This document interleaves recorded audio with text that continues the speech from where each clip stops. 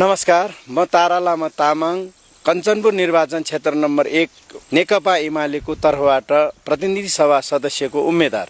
मैले विगतमा गाविस अध्यक्ष हुँदा होस्